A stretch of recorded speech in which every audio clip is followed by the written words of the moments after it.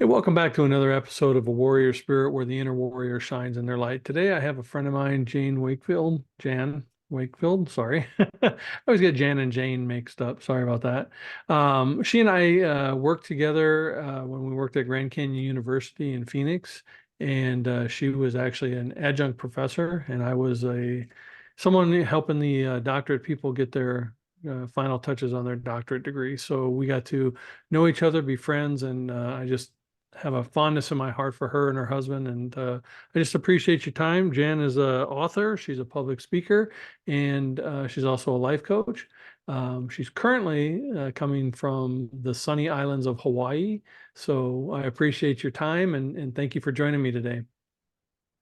Thanks, Daryl. It's good to be here. So I know a little bit about your story and stuff, but you're very spiritual, into kind of the holistic way of life that I've been attracted to for a very long time. Um, was that always in your realm, or how was it when you were growing up? I grew up in a pretty normal middle class American family, and I spent a lot of time going to doctors, and I spent a lot of time being sick. I grew up in Pittsburg, Pennsylvania. The climate did not work well for me for my physical body, so I had a lot of upper respiratory issues, on antibiotics all the time, several times a year. And it wasn't until I moved to Arizona as an adult that I had completely lost faith in allopathic medicine, and I did circle back around on that. So I can tell you more about that in a little bit. But in addition to that, when I moved to Arizona, I found out that the dry climate was just much better for my physical body. I didn't do well with damp and cold weather, and some people just don't. And when you're growing up in it, you don't think about that. But all those health conditions led to what became chronic illness for me. And while I was in Arizona, the way it manifested was chronic migraine. So I was pretty sick for a long time with chronic migraine. And I wouldn't say that it was necessarily about the respiratory stuff that happened or the allopathic medicine or anything like that. Just being wired in a way where I allowed stress to really impact my nerves. So when I moved to Arizona, I was 18 years old, went to university in northern Arizona, and I started looking into natural healing. And it was much more popular in the West than it was back East. It didn't even exist in the East. So I had my first acupuncture session, my first chiropractic adjustment, and my first visit with a naturopathic physician. And I had great results with all of that. So for about 10 years, just wrote off allopathic medicine and went the natural route, which led me to, of course, what we've discussed, energy medicine, which is a big part of what I do in my coaching practice. So growing up with all these ailments and these struggles, are you an only child or did you have siblings? I have two siblings, both older. So did it kind of affect your ability to, do all the things that your siblings and your friends were doing, or did you just kind of push through it? Heck no. I was a competitive gymnast as a child, and nothing stopped me. No, I just kept doing it all. I just didn't know that there was a life to be had outside of chronic congestion and sneezing and coughing. And but I took the pills and the decongestants, and I really excelled as an athlete, which I've carried on through my whole life. But nope, never let that stop me. My brother did not have those issues, but my sister has been ill her whole life, on and off with lots of different things. And I think a lot of it has to do with that climate. It just doesn't work well for her body. So as an athlete and then coming out west, did you continue sports in college, or what was your field of study, once you got out here? Yeah, I did not continue doing gymnastics in college. I did it all the way through high school. Instead, I took up teaching fitness classes at the university I attended, which was Embry-Riddle Aeronautical University. My first love was aviation. So I thought I would be a pilot. I looked into joining the military, and what I discovered is two things. I'm too short to fit in the cockpit of an aircraft, of a military aircraft at the time, because this was many years ago, of course. I don't know what the situation is now. And the other thing is, didn't have perfect vision. Hmm. So I had a couple of big strikes going against me in terms of being a pilot in the military. I looked into the commercial route and I realized that would be a little too boring for me. So I ended up, after 2 years, going into teaching. Okay. And did you start in elementary, high school, college? Because we met, you were a college adjunct. So where did you start your teaching? I started in elementary. I taught elementary for about 10 years until I realized that higher education would be a better fit for me. So when my son was little, I went back to grad school and finished up the necessary degrees to get into teaching at the university level, and taught for 15, 16 years in higher education between community college, and then I was 13 years at Grand Canyon University, and my last day is on Friday. Oh, wow. So what was your college or your collegiate specialty? Like most professors English. have English. English. Oh, Yeah, the one everybody loves and right. Exactly. It's like 50% of the students love me, 50% of the students love the math teacher. That's funny. I was one of that loved the math teacher. Um, when I met you, you and your husband owned. No, how did you meet your husband, by the way? Just curious. We like to say that we met by accident. So at the time, my older daughter had a car accident and she needed some physical therapy, and she saw Dr. Pete. And that's my husband. And so I would be sitting there with her while she's doing her physical therapy and would just be chatting. And so that was kind of how we met. And from there, it was, just going for walks and doing stuff together and texting. And yeah, so that was how we met. Literally in person, no apps or anything. It was very old fashioned. Very old school. Not even a bar. Well, a therapy bar, but A not a bar? regular, not even a Yeah, bar. not Wow. even a bar. Did he introduce you to chiropractic then? Because I know he's transitioned into chiropractic care. Yeah, well, he's been a chiropractor for about 30 years, but no, he didn't introduce me. I learned about chiropractic when I was 19 years old. I was doing a military exercise for ROTC, and I fell doing one of the exercises, and they recommended that I go to a chiropractor. I had no idea what that was because in Pittsburgh, it wasn't really talked about. So that was many years ago, and that was my first chiropractic adjustment. When I had my first one, I thought, why isn't everybody doing this? This is great. So I continued doing it. I eventually worked for a chiropractor for a few years, considered going to chiropractic college myself. But there again, size limitation. I'm only 5 feet tall, and it was just not as feasible for me physically to do a job like that. So yeah, I've And been doing chiropractic my almost well all of my adult life. did you get introduced to acupuncture at that same time, or did that come later? I did, yes. The chiropractor I went to had an acupuncturist in the office. So he said, "Oh, let's, check out an acupuncture session and see how that goes." And now to date, I have had literally thousands of acupuncture sessions. I love it. Yeah, they're amazing. Now, when I knew you here, you were, I don't want to say closeted because that sounds weird, but you were not as open about your spiritual gifts and your spiritual side of you um, as you are today. It's a very big part of your practice and a very big part of what you do.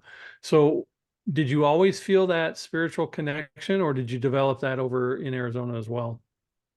Yeah, I think I'm glad you're asking because this is really more of a more interesting part of me and who I am. Um, I had a spiritual awakening when I was about 6 or 7 years old. I was very small. I was in a Catholic church, and I was standing on the pew next to my grandmother, whose strategy, of course, was to keep me quiet Right. at all costs. And she asked. We used to play a game where I would count hats. At the time, women had to cover their heads in the Catholic Church, so there would be, a cloth covering or a hat, and so I would count the colored hats, blue hats, all the red hats, all the brown hats. And so I was very tiny. And I remember turning around and looking back over the women behind me and counting hats, and my eyes slid from the hat down to the eyes of the individuals under the hats. And I looked at my grandma and I grabbed her face and I said, God doesn't live here. Oh, wow. And of course, she was, she blinked at me a few times and then stuffed a piece of candy in my mouth because that always quiets a kid down. Right. Um, but that experience was that I looked into the eyes, the vacant eyes of the people in the church, and I realized no one's connected. And I was very small to even have this thought, but it's clear, very, very clear in my memory. And so from there, I I quit the Catholic Church. My parents had no idea what to do with me at all. Like I was such an unusual child. And I started the search of looking around. I thought, well, if it's not the Catholic Church, maybe I could go to a Baptist church or to a Church of Christ. So I started going. I made my mom drive me all around town. I was by this time about 9 or 10, checking out all the Christian churches because I didn't know there was anything else. I was just a little girl, and I found one that seemed a little bit more fun, where the children got to go to church without their parents. There was a Mm. children's church, and I was like, sign me up for that because what they're doing is very boring. And I did that for a few years, and then again when I took my first comparative religions course at Mm. Catholic high school, no less. There you I go. was in a Catholic high school.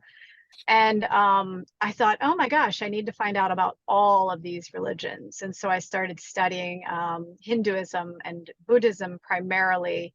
And when I moved to Arizona, I was looking into all of the Native American spirituality. I spent a lot of time at the Navajo Hmm. lands and the Hopi lands and the Pueblo. So I really went around a lot, and that led me to studying shamanic traditions with the indigenous people of the Andes. It's your love for knowledge and your curiosity and openness that was leading you. And it's interesting that I mean, I'm a Reformed Catholic myself, so I understand. But it's interesting that you were able to see the vacancy at such a young age, because one of the things that I don't like about the Catholic Church is it, for me, is all rituals, up, down, sit, kneel, up, down, sit, kneel. Like it's a, gymnastics class, oddly enough, for a gymnastics girl. But there's a disconnect between the authority of the preacher and the words that they're speaking.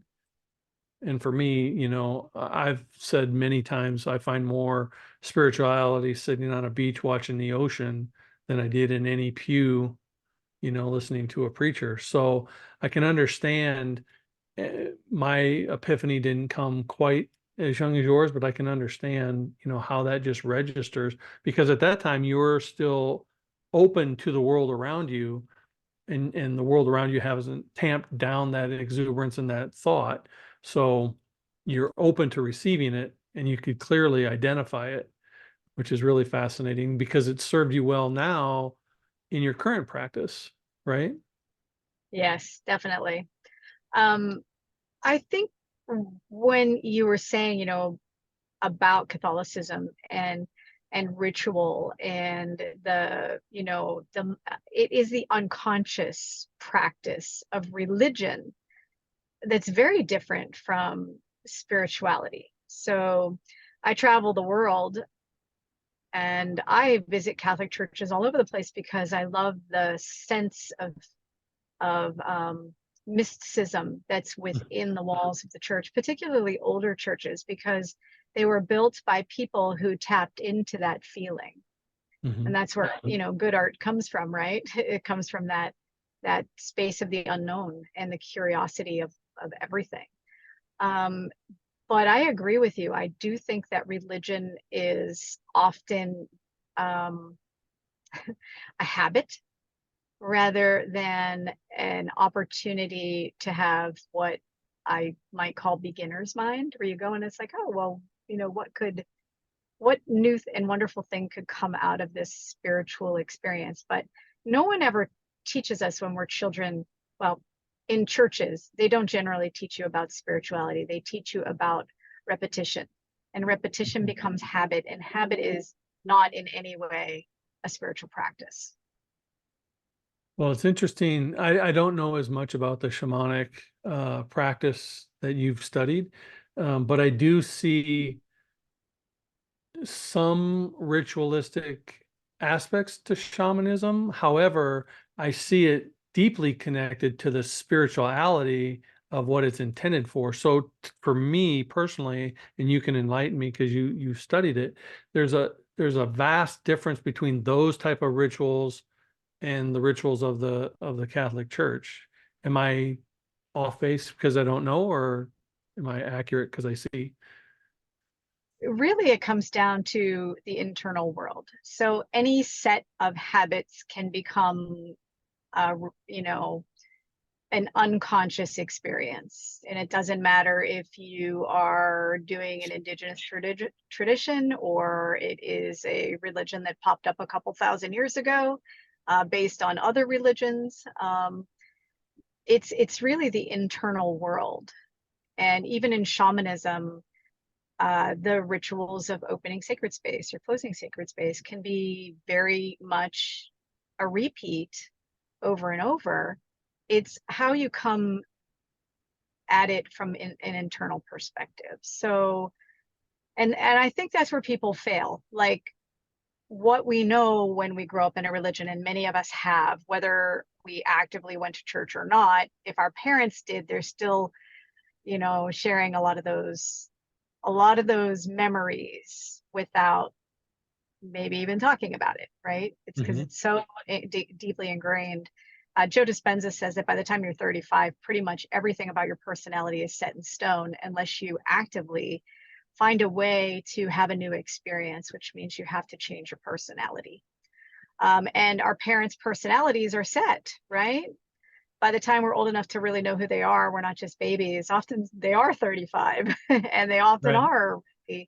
And my mother, who grew up Catholic, was a Catholic, even though she didn't go to Catholic church. She was a Catholic, period, end of story.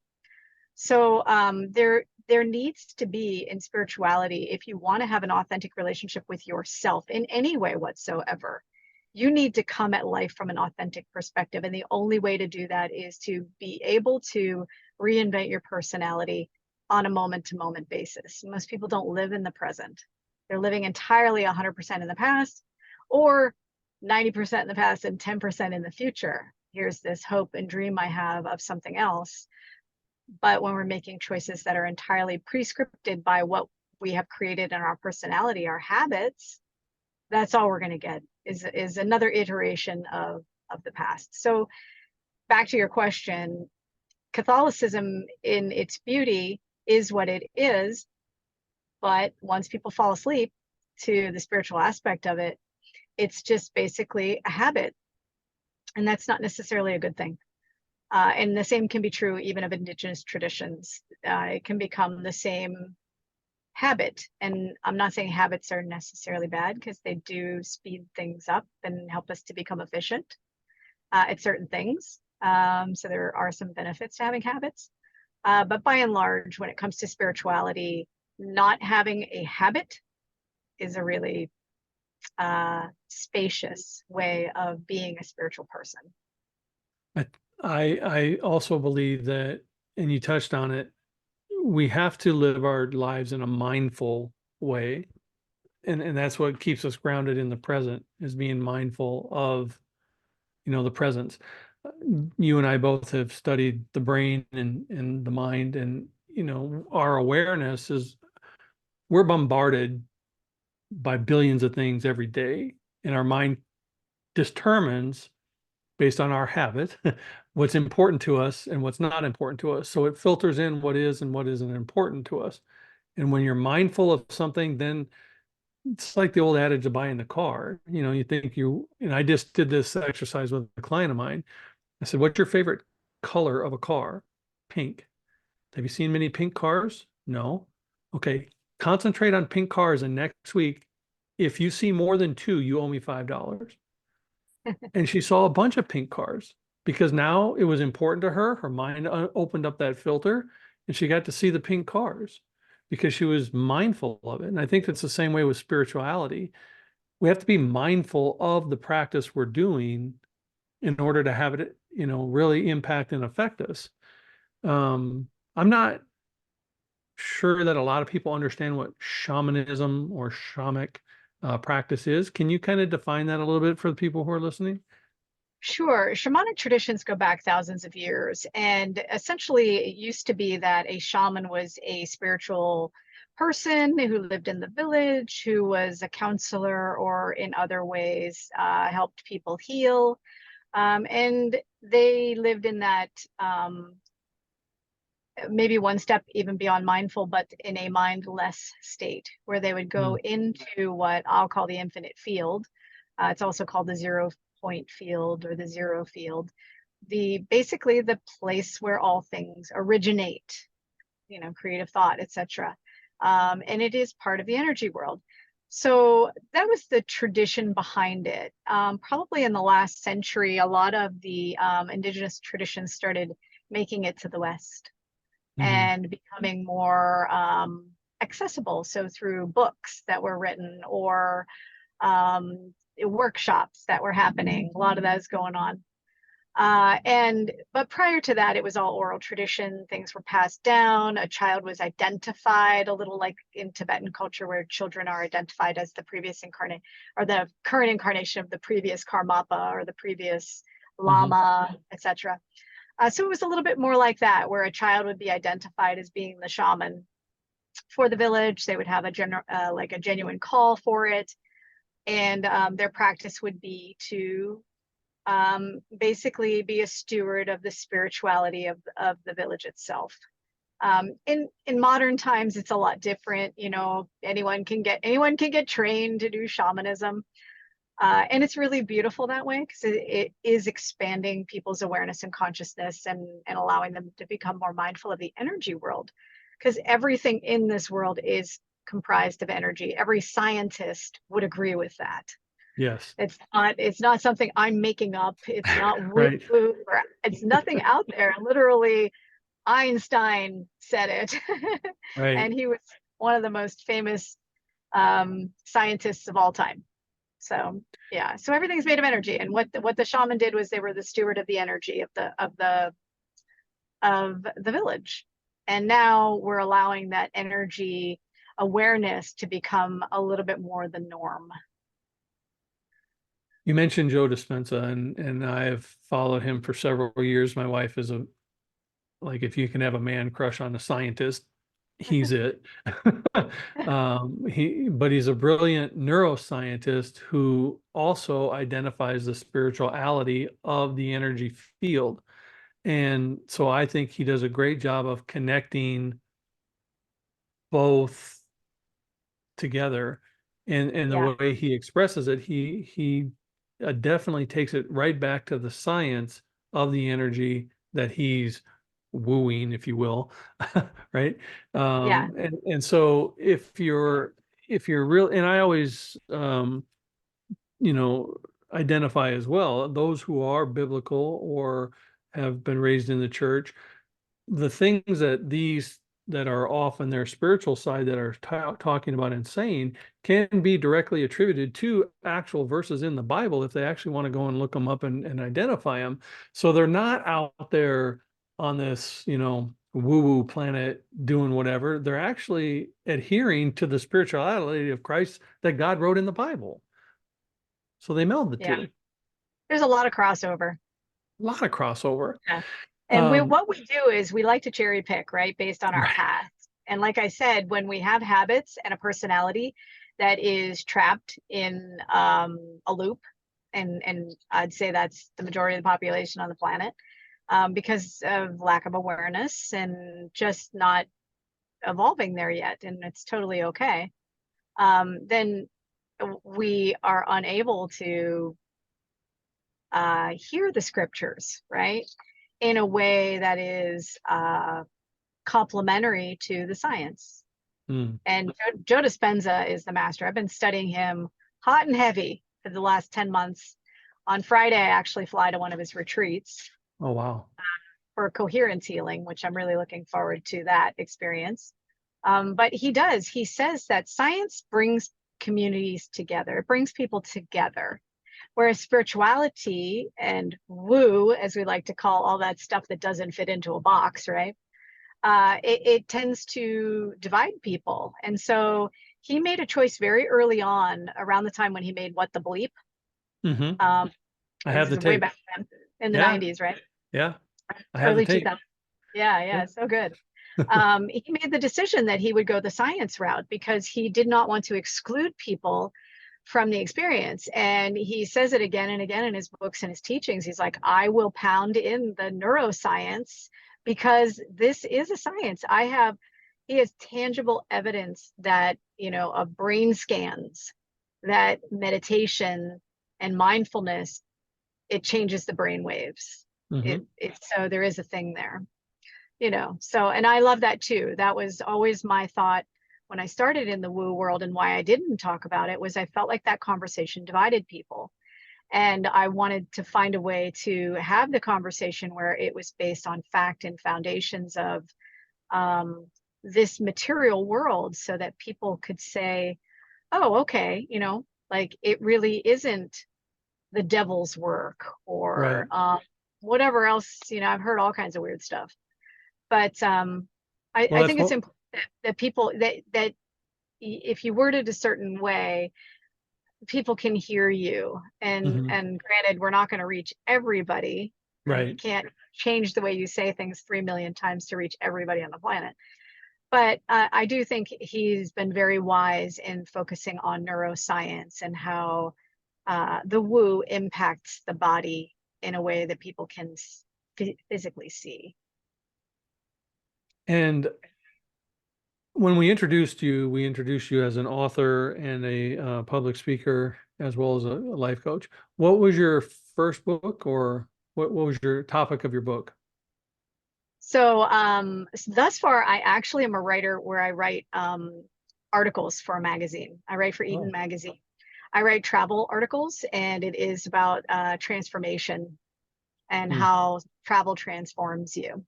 Again, wanted to find something that was relatable to everybody. However, my book will be published in December, and it is a book specifically for women. So it's basically understanding women, understanding themselves, understanding what it means to be a woman, and in relationship to men, which will be more feminine in relationship to masculine, to reach, uh, a wider audience. And as a public speaker, what is your passion to speak about? Yeah, love talking to people about meditation Hmm. and awareness, because it is so important for people to recognize that. And an important topic for me has always been, how I overcame chronic migraines. So when I met you early on, I already was having terrible migraines. I Hmm. spent about 10 years just being in constant pain. For those people who do not know much about chronic migraine and chronic intractable migraine, where it doesn't actually, you don't respond to medications, I was really at the end of my road. I had gotten some relief from some medications. Ultimately, I had to go off all medications because I had a reaction to one of the triptans that put me in the hospital, and caused one of my kidneys to shut down from overuse of medication. So I knew that I needed to figure out another plan, right? And so I talk a lot about that journey and the experience of how the ability to heal any condition you have is 100% within you. That doesn't mean you stop taking the pills or you stop doing all the things. I still go to acupuncture every week. I still do my monthly medication for migraines. And I did move to Hawaii. 100% of the reason I moved to Hawaii was because the barometric pressure was one of my biggest triggers, and the barometer doesn't change here. And I was very blessed to have that opportunity, because I knew that if I had continued down the road with chronic migraine and chronic pain, that I would have just killed myself. End of story. It's like I 20% chronic migraine sufferers have a 20% suicide rate. There's no reason that would be a surprise to anybody if you've had chronic migraines. Because if you don't have a good support team, eventually what you do is give up. You've tried everything, And I literally tried everything. I once wrote it down. I tried over 150 different things to cure chronic migraine. And I will tell you, I got relief, but it never all the way fully went away until I decided I was just going to meditate. And I will tell you, it was Joe Dispenza's book, Supernatural, Mm-hmm. that Becoming supernatural. yeah, Becoming Supernatural. And when I read that book, I was like, oh, okay, I can do this. I thought if this guy can heal his spine, and walk again, I can cure chronic migraine without any further drugs or any further whatever. And it's worked. And Well, it's that again goes back to the mindfulness, and his book is all about the mindfulness. And yes, he healed his broken back. He's had thousands and thousands of reports and studies of people who have reversed various ailments and illnesses within them. My wife healed her heart. She had a heart valve issue. She just went back to the cardiologist several months ago, and it was like normal, and they were shocked because she didn't use any medication. She used the power of Joe Dispenza's book and actually her mind talking to herself and her body, just like many others have through him. And when I met you, you were in the throes of your migraine issues. And I do have to say, as a person who has lived with someone with chronic illnesses and who understands that, I do have to give major kudos to your current husband, because it takes a lot to go through that with your partner, especially when you're helpless to help them. And yeah. that is very, very difficult to stand by and watch someone you really love go through all this, especially with Western medicine, and find no relief. So kudos to your husband, and kudos to you for working you guys' way through that. So Yeah, quite a journey. I know we've talked a lot about that, but that's what I talk about now. I love to share, what I've done. And when people say, oh, meditation this, meditation that, I'm like, you know what? You got nothing to lose but time. right. know, just sit your butt down on a cushion and listen to him walk you through. Joe Dispenza does some great meditations where you can just sit and listen to, and he will tell you exactly what to do. And as he says, I don't want you to think about it. I don't want you to visualize anything. I want you to just listen to me and follow what I say. And all he does is basically tell you to just sit there and, like look within and try not to think about anything else. That's it. But I've been meditating many, many years. I lived in an ashram for 8 years, or an affiliate like household within an ashram. But I was part of a spiritual community for 8 years, and every morning there was meditation, and it was the best hour of my day was sitting in meditation, because it's like you get to just breathe. Our world is so busy, and I don't know about you. I'm one of those people, like I get up in the morning and I don't stop until I drop at night. Hmm. I'm Yeah. very productive. I keep moving. Even when I was in total pain, I'd still like, that's just how the pace at which I move through the world. So now I'm meditating 2 to 5 hours a day. I have more time than ever. I don't feel rushed or hurried or busy or crazy. Everything has its time slot and it fits in.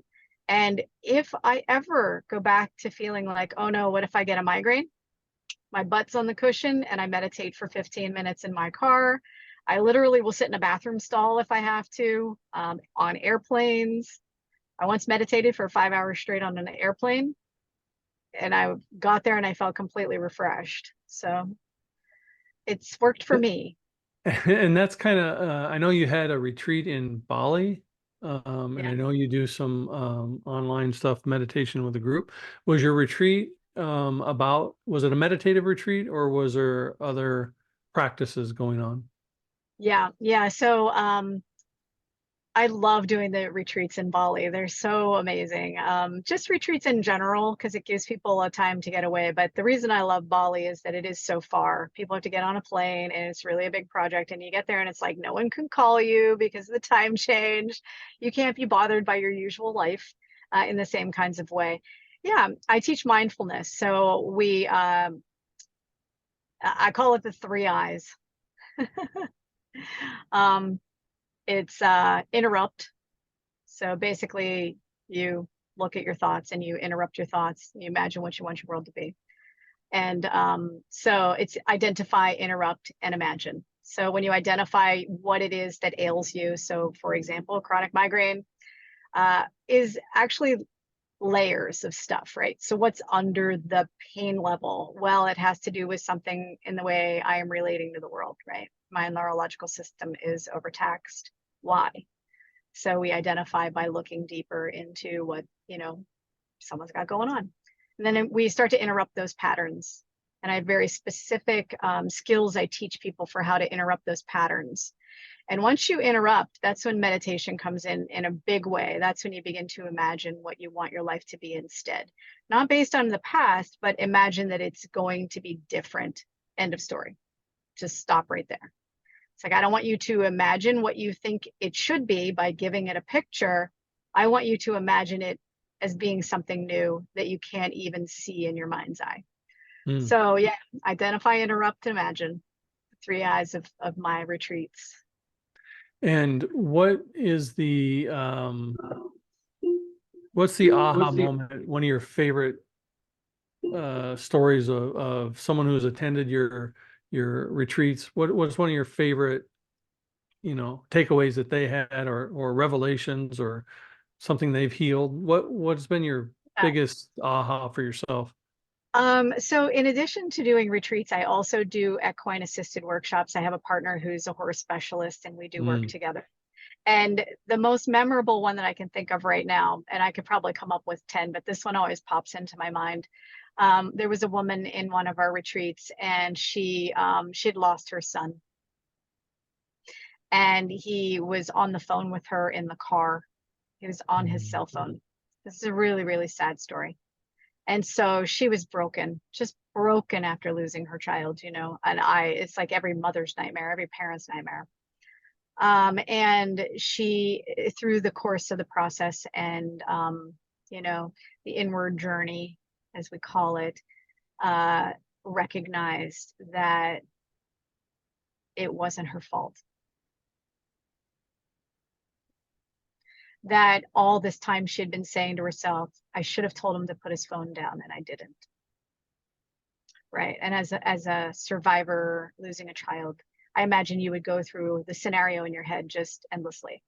And interrupting that pattern for her set her free in her life. And that was a really big change. Super exciting, to see that. And it's always interesting when we see people who transform and they're so grateful, and somehow want to give the credit off to me. And I want to say, really, you just showed up and did the work. All I did was gave you some ideas of how to hijack your thought pattern, and that's it. So yeah, that was a wonderful one. I've had several of those, or people with one woman with MS, worked with her, same thing, where it was suddenly that instead of feeling like a victim of her condition, she freed up her mind to see that she felt victimized somewhere else in her past. And once she freed up from that, then the MS situation changed quite a bit. So yeah, I love being kind of like a midwife to the spirit world. It's like, That's you've a got great all this in you. that's a great line. Midwife to the spirit world. Um, But it does typically come back to being mindful of our thoughts and our experiences and how we interact with those, right? We live in this present moment, not in those past failures or um, moments where we are beating ourselves up, or the future where we're longing for what we don't have, but being mindful to stay in your moment as often as possible. yeah. And I often have to ask people directly, are you more addicted to these feelings you have of of frustration or illness or whatever? It's a feeling. If your addiction to that feeling is greater than your desire for freedom, you will stay stuck in that pattern, and there's literally nothing I could say or do. So always when I'm working with a client, always when I'm in at a retreat and people are struggling, I'm like, this is a really simple choice. And I know it sounds complex, but that you have to make a choice to be free of this limiting emotion that you have going on. And it's an addiction. That it's a habit is an addiction, right? It can be an addiction, which is, if you're addicted to feeling sad all the time, or you're addiction to being angry all the time, you can tweak your chemistry with pharmaceuticals. I've certainly done that in the past. But if you want real change, you're going to have to address that basic thing. What do I want more? Do I want to stay in this addiction to my feelings, or do I want to live free?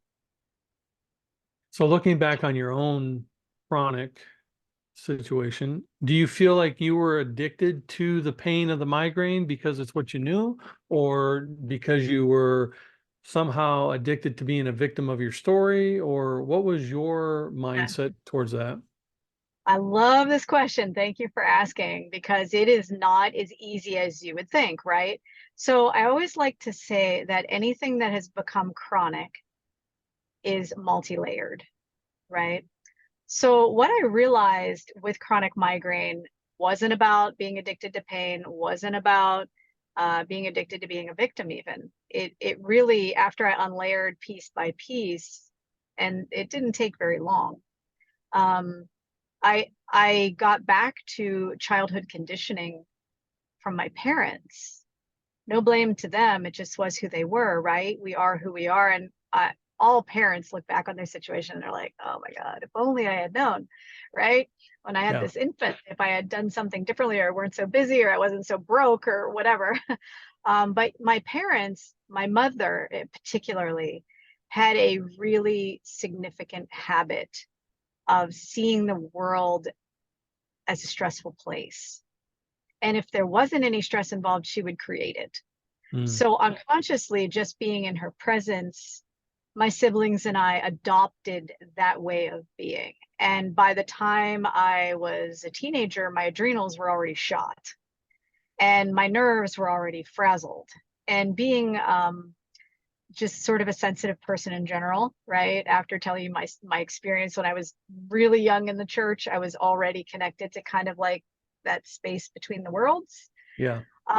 It hit me harder, and so I continued that pattern throughout my adulthood until chronic migraines hit. And even then, I didn't see it until just in the last couple of years, with all the meditation I've been doing, and the focus on, no matter what, I'm healing this by the end of 2024, is what I said, is I'm not doing this anymore. Like, it doesn't, migraines don't get to rule my life. But it wasn't about that. It wasn't about me being a victim of my migraines. It really came down to, just like I learned how to tie my shoes, just like I learned from my parents that we go to church on Sundays, just like I learned from my parents that you need to drink a lot of coffee in order to stay awake all day.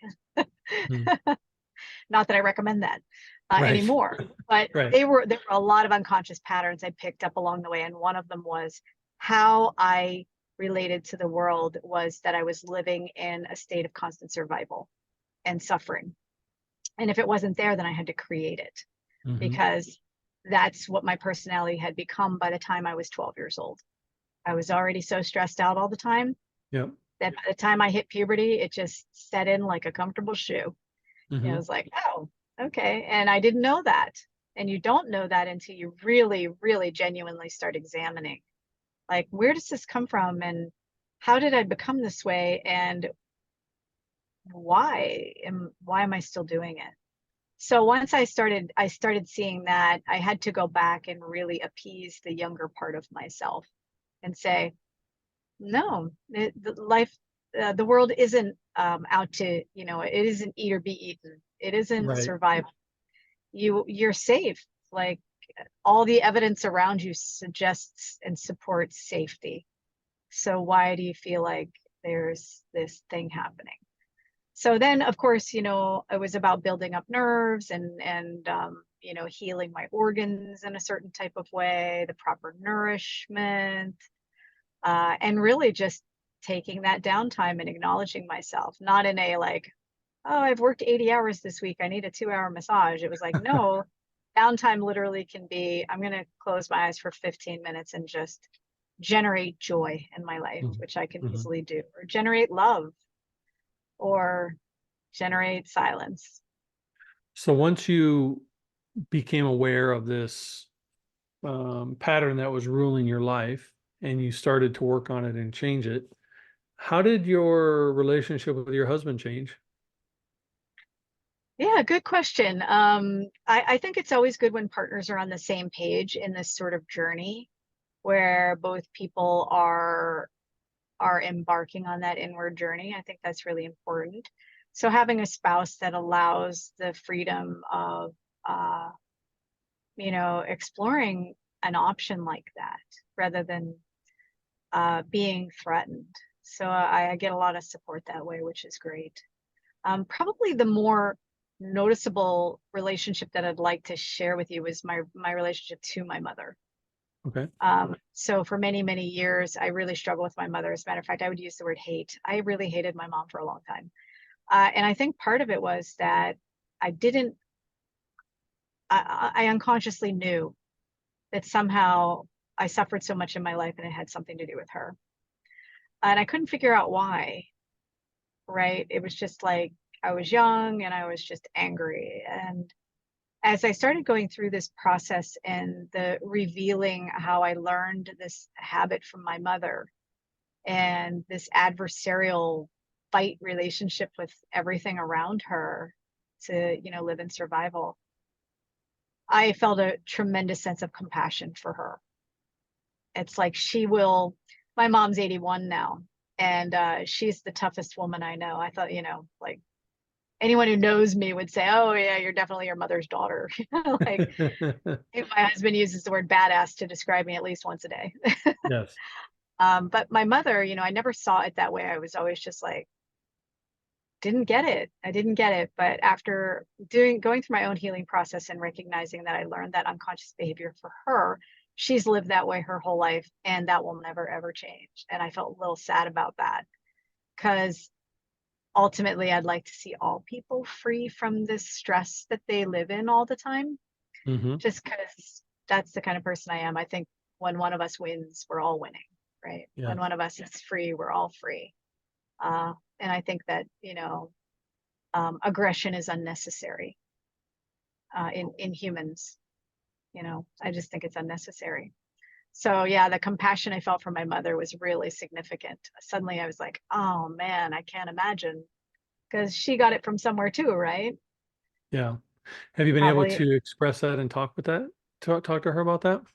Unfortunately not. She's my woo thing is Yeah. not as well received by family members as I would like. They tolerate me and love me despite my oddities. And, yeah, my mom doesn't understand it at all. So there's no way to have that conversation. I can just send her Hallmark cards that, say I love you and I Yeah. appreciate you. Well, She can.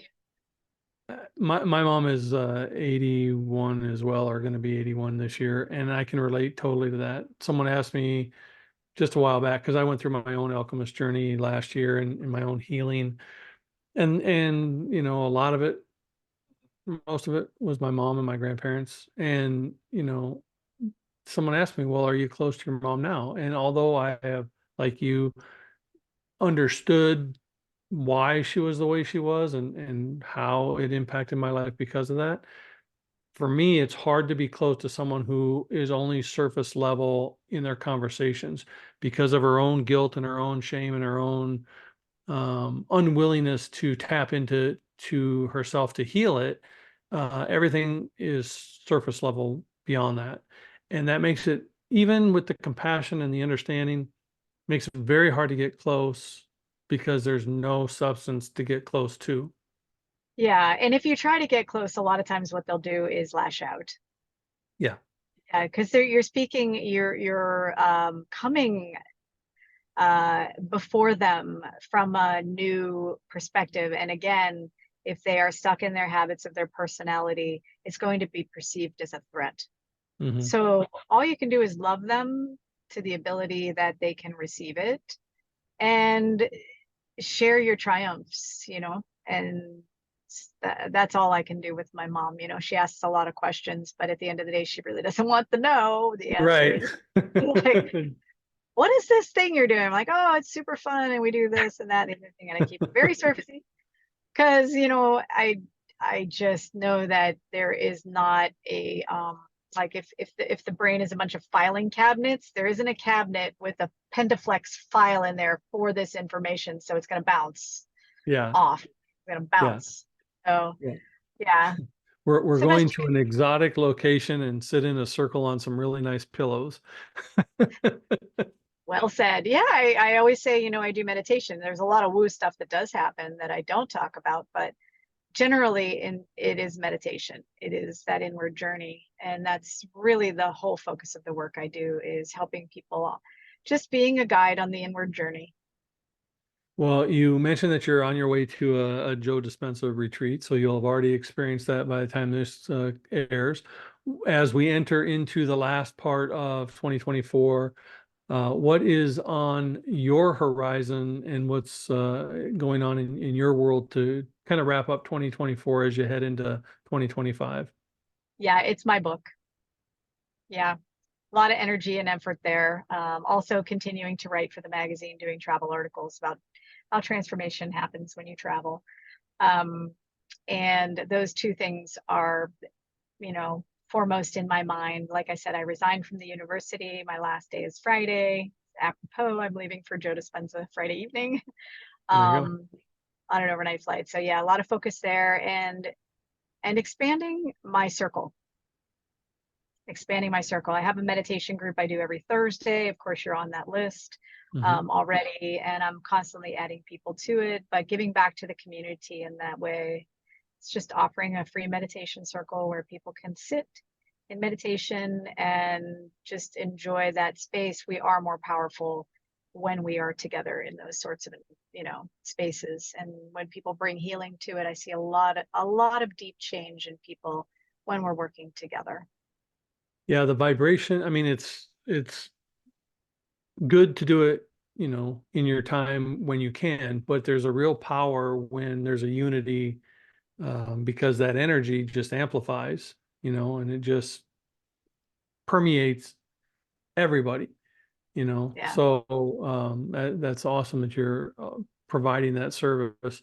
I'm going to ask you one last question as I ask all my guests. And since you're kind of, in my tribe and my circle as well, what does a warrior spirit or having a warrior spirit mean to Jan? Good question.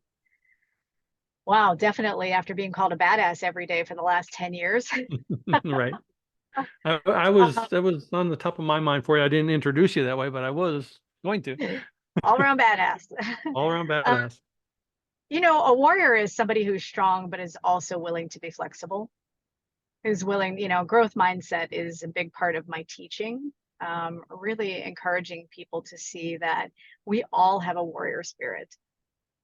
Even if we are the gentlest person on the planet, we all have a warrior spirit because it is how we approach life. And I've always looked at life as being something where it's positive and it is a place to explore and learn. And when I hit 50, I was like, there is so much I still want to do. I've always been a yes person. Like people would say, oh, do you want to go to Mexico? Yes. Do you want to go to Canada? Yes. Do you want to go to Wyoming? Yes. Do you want to go to South America? Yes. Like I want to do it all. Yeah, And about 2 months ago, I just signed myself up to jump out of an airplane for the first time. Shocking because you'll love it. I love aviation, think I would have done it, but I did. I jumped and I paid to have someone film me all the way down, and it was amazing. And it's that kind of warrior spirit to me, is being willing to do all the things on your bucket list and not make excuses for who you are and why you can't. So it's like I have a ton of limitations, but that has never stopped me from really fully doing everything I want to do in my life. I love that. Well, I know that you are an extremely busy woman, and I appreciate the time you took, to come on here and share some of your journey. And we will share any of the links that you want to, so others can get in connection with you. And I just appreciate all that you do, and knowing you has been a blessing for me. So thank you very much. Likewise. Thanks, Daryl. I appreciate the time and I'm happy to do it again. Well, you have a blessed rest of your night, and good luck with Joe. You too. Mahalo. Mahalo.